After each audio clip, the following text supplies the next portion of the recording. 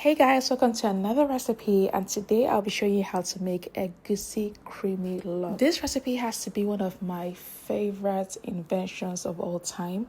I remember coming up with this recipe because I felt like egusi can do a lot more, and in this class you're going to see exactly what I mean, right? So this is just the 4 ingredients that are going to be centered. We're going to center the recipe around those 4 main ingredients. Every other thing you can always find and also mention here.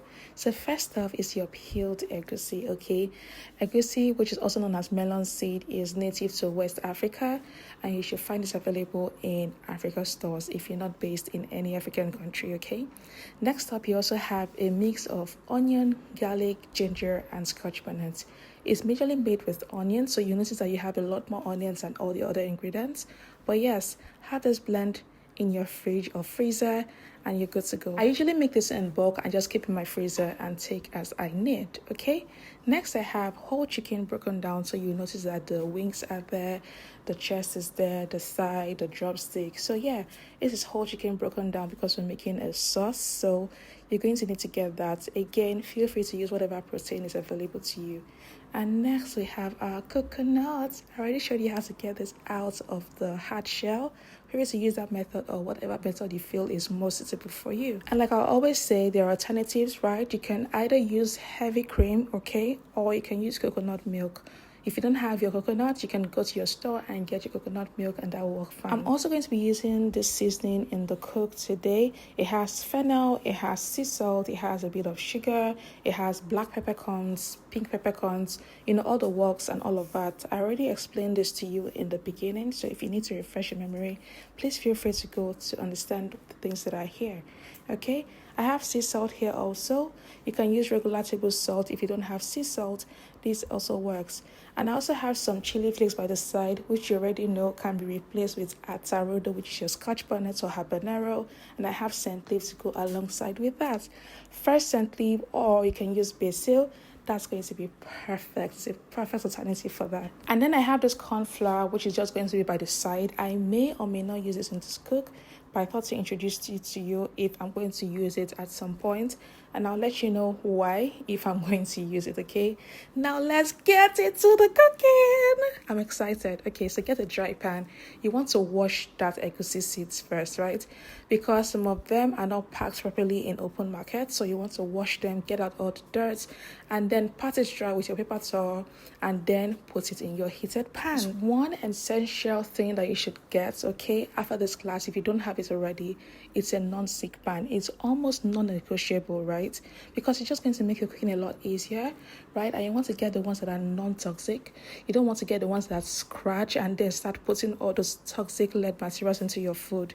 Get a ceramic non-stick pan, right? It's just going to serve you for a very long time. Now I'm going to add my scent leaf into that. I want them to toast together. Again, like I said, feel free to use basil, and the scent leaf is actually optional. The basil is also optional, but it's going to elevate the aroma and also elevate the taste of your food. So add it if you can, but if you can't, feel free to just toast only the seed. Now you're going to notice the difference when you toast your egusi, right? You will notice the seed will go from flat to being puffy, and you begin to hear a popping sound around the pan. Those are the signs you want to look out for, aside the visible sign of it's literally changing color. So it's literally going to go from white, as you can see it here, or cream, and then it's going to go to golden brown.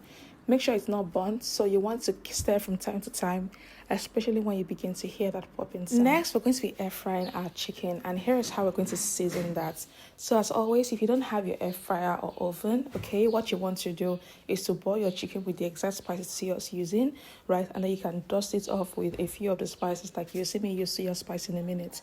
So next, I have a multi-purpose onion blend going in, which has onions, garlic, ginger, and scotch bonnet for heat. I'm adding also that spice mix I also explained to you earlier. It's so good for barbecue, for chicken, for beef, and also for fish.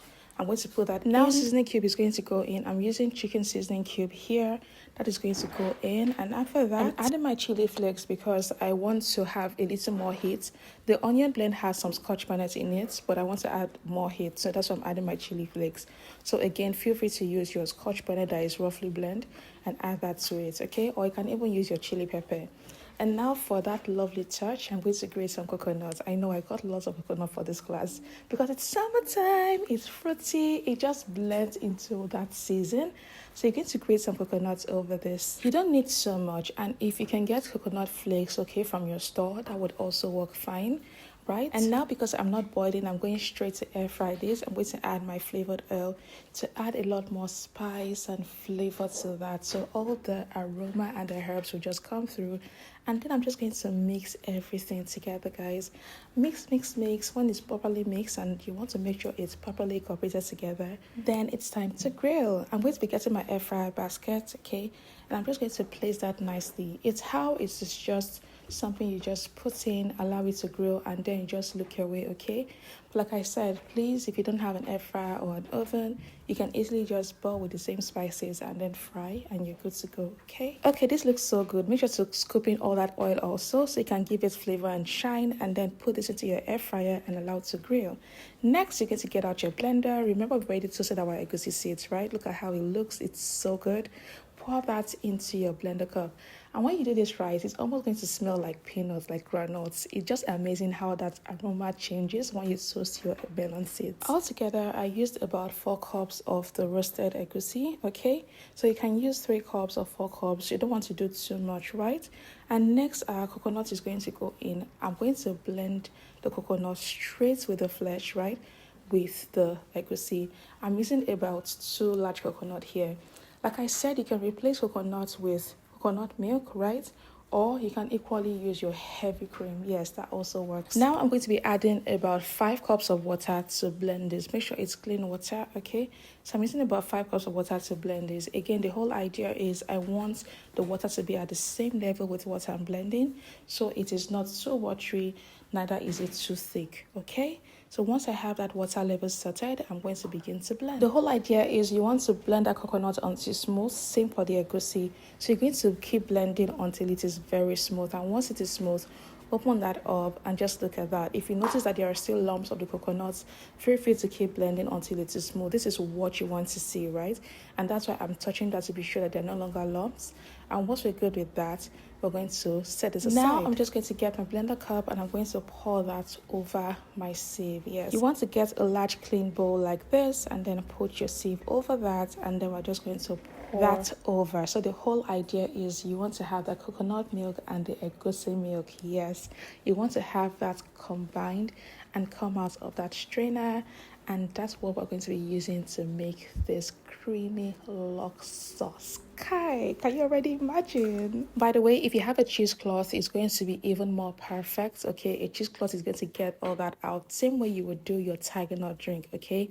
And believe me, I've heard people say that this could probably pass for a drink, because I've had people where I make this, right, around me, and they're like, are you sure this will not pass for a drink? So who knows, I could refine this and make this into a drink. Probably share this very soon. But for now, we're making this into a sauce, and look at that. You have that dry coconut and egusi out, and you have this creamy goodness, which is a blend of your egusi and your coconut milk. And now let's proceed to the next step. I'm going to get my pan, okay? And I'm going to get some of that oil from the grilled chicken. Yes, our chicken is grilling so nicely. And I always love to use that oil that comes from the chicken because it is filled with so much flavor. I'm just going to drizzle a bit of that into my pan and use that in making the sauce. This chicken already wants to be a part of the party, but it's not time, okay? So now I'm going to add a bit of butter just to make it really rich and buttery. So I'm adding butter to that chicken oil that we just put in, and now we can proceed. Again, our onion blade is coming in, especially with the garlic, right? It's just going to fry. The aroma right now in your kitchen should change. Your entire house, you should be knocking on your neighbor's door, right? That's the kind of aroma you're trying to make here. You want to do this on medium to low heat so nothing burns. When you notice that the onion is turning brown, that's when you add in that coconut and egusi cream, okay? I'm going to be using all of this because I'm making a sauce, and plus I also want this to thicken a bit, and that's why you hear me say that we might need the corn flour. But the thing again with the egusi is once you're cooking it, it's going to begin to thicken. So you may or you may not need it. Just keep watching. So we're going to stir this together. You know when it's looking good, right? When it begins to bubble all over, and that's what you're beginning to look for. So right now it feels like there's no action, but just keep watching. You're going to begin to notice that it will start to bubble. And once it starts to bubble, that's your sign to add the other ingredients. So now I'm going to add my chili flakes. Again, remember you can use your Scotch bonnet, right? I'm going to add my chili flakes. I'm also going to add my seasoning powder, okay? I'm using chicken seasoning powder here, or seasoning cube. Just crush that in. Now stir that together so all that flavor can come together. At this point, the aroma, guys, I can't stop talking about this aroma because this is just one of the best sauces ever. At this point, you want to cook on low heat, okay? You don't want to use high heat. You want that egusi to cook properly. So just taste that, right? And adjust your seasoning if possible. If you need more seasoning, feel free to add. If you want to add your salt instead of seasoning cube, that equally works. Just taste that and make sure the seasoning is popping. It tasted good when I tasted it, and the egusi was already fully cooked, and this is time for me to add that grilled chicken you saw from earlier that was already peeping and saying, I need to come in. So yes, it is time to add the chicken to the party. Just going to add that in nicely and carefully. At this point, my sauce is already beginning to thicken, and because I want it to be extra thick, right? Just the consistency of a curry, right? You know what your curry looks like? The type where it's given, you're able to eat it with rice, you're able to eat it with spaghetti, okay? That's the kind of consistency I'm looking for, almost like your stew base, right? And you don't want it to be too thick. You don't also want it to be watery like your pepper soup. That's why I'm adding the corn flour. So it's just about 2 tablespoons of corn flour. Add about 4 tablespoons of water. Mix it together until it's well melted. What you have there is some coconut flakes, okay? That's why I didn't take it out. You're going to now pour that into your sauce, and that's it. It's going to thicken in less than a minute, guys. Just because we want to make that coconut taste also very pronounced, because the egusi is also very, very strong in this and so delicious. We're going to add that coconut flakes just to make it look even more better and taste so good, guys. So sprinkle that all over, and I'm also going to be adding by the side a little garnish, which is bell peppers. This is simply for garnish, but it's also going to add a fresh flavor and a fresh taste to your sauce. And if you were wondering at what points the scent leaf is going to go in, aside from we toasted it with the melon seeds, this is here, right? We're putting the scent leaf, we've sliced it up and put it in. You want to slice your scent leaf when you're about to add it in. Don't just slice and keep it on your counter, because when you do that, it's going to let that flavor not be as sharp as it's supposed to be. And just look at that. Egusi creamy locks is ready. It looks so good. It looks utterly delicious. As soon as you put in your scent leaf, turn off the heat. Don't even leave it on heat, right? It's going to look so beautiful. The aroma, the flavor is 100 over 100. I can't shout this enough. Now for that ultimate finish, I simply just boiled some macaroni, and what I did here was, once my macaroni was good and ready, I just sprinkled a bit of parsley flakes on it just to give it some attitude, so it's not looking just bare like that. Sprinkled some parsley, sprinkled a bit of flavored oil on it so you can have that flavor of that. Serve it in my bowl. And now it's time for the egusi creamy sauce. Chai, guys. If you've never tried any recipe so far, this one is a must try. Trust me, you wouldn't want to make any other sauce when you have this. Garnish as you prefer, because I mean, people eat with their eyes first, okay? Garnish with your sesame seed, with your parsley flakes, with more of a scent leaf so you can have that bright green color, whatever you prefer. And guys, this is what we have. This particular recipe is a must try for every single person on this class. So make sure you try this out and let me know what you think, okay? See you in my next video. Bye.